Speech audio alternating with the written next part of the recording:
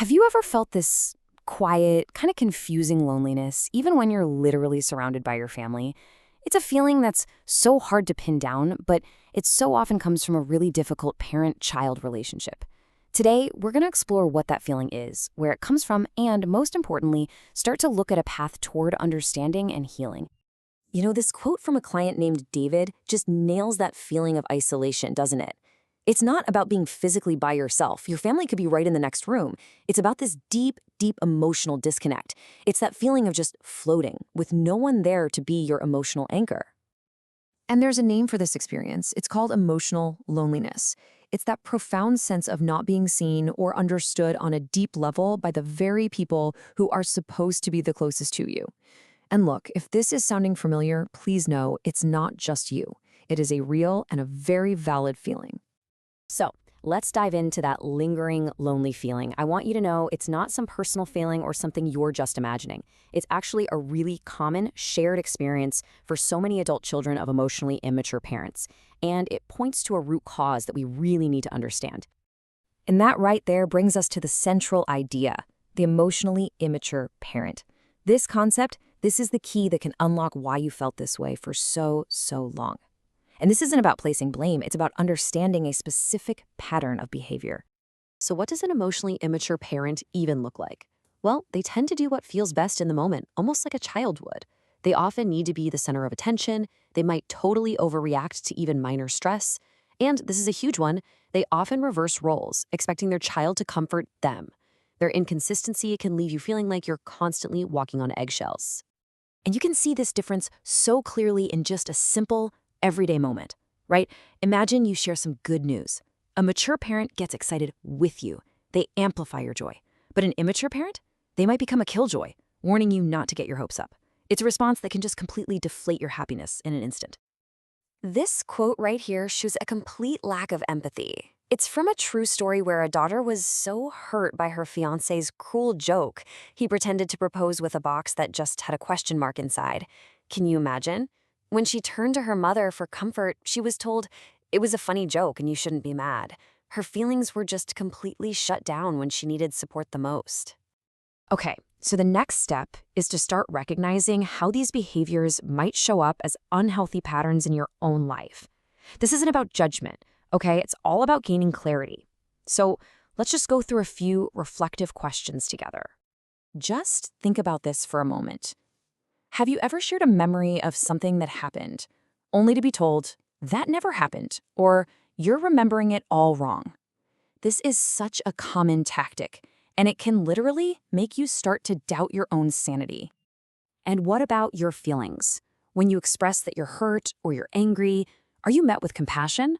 Or are you told you're being too sensitive?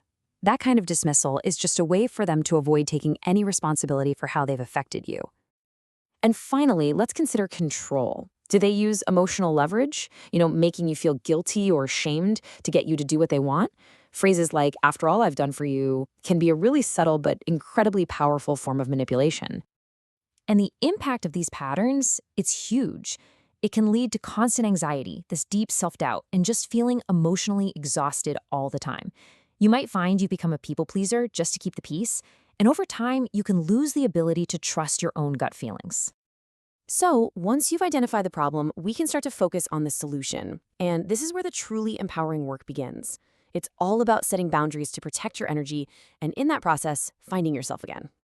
Now, it is absolutely crucial to understand that setting boundaries isn't an act of aggression. It's an act of self-respect. Think of it less like building a giant wall and more like putting up a fence that has a gate.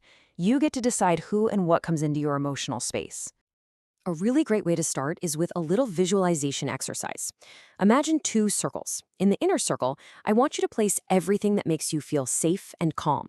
Your supportive friends, hobbies, quiet time. And then in the outer circle, put the things that cause you stress, like critical comments or unannounced visits. This little map shows you exactly where you need to start building those fences. And here are the practical steps to do it. First, you've got to define and state your boundaries clearly. Things like, I'm not going to discuss my finances anymore. Then limit your exposure to those situations that just drain you. Prepare some calm go-to phrases for yourself. And finally, practice being assertive. It's a skill, and it gets stronger the more you use it. This quote really speaks to the power of self-compassion, which is honestly at the heart of all this work. When you finally allow yourself to acknowledge the pain of your childhood, it can feel like this massive release. It's like you're giving that little kid inside you the empathy they never got. And all of this leads us to our final and most hopeful section. Imagining a life that goes way beyond the old roles you were forced to play. This is where the real freedom is. A core concept here is something called the healing fantasy. You know what this is. It's that deep-seated, often unconscious, belief that if you just try hard enough, if you're just good enough, you can finally change your parents and get the relationship you've always craved. The most liberating step you can possibly take is to let that fantasy go. You see, letting go of that fantasy makes space for your true self to come out, the person you are underneath all those layers of people-pleasing and self-doubt. And that part of you? It has zero interest in playing old games. It just wants to be authentic and live a life that feels genuinely yours. Just think about the sheer amount of energy you've spent trying to fit into a role, the good child, the peacemaker. When you let go of that role, all of that energy becomes available for you to simply be yourself and to build connections with people who actually see and appreciate the real you.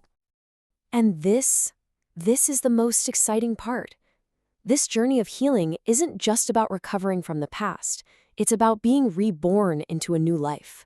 A life where you are aware, where you can be authentic, and where you are finally, truly free. This quote, it really says it all. The power isn't in changing other people. It never was. The real power has always been right inside you. You can change how you respond, how you see yourself, and what you choose for your future. So I'll leave you with this question to think about. How many people get to be truly awake and aware for the emergence of their true self? By doing this work, you're not just healing, you are consciously building a new life. And honestly, what could be more incredible than that?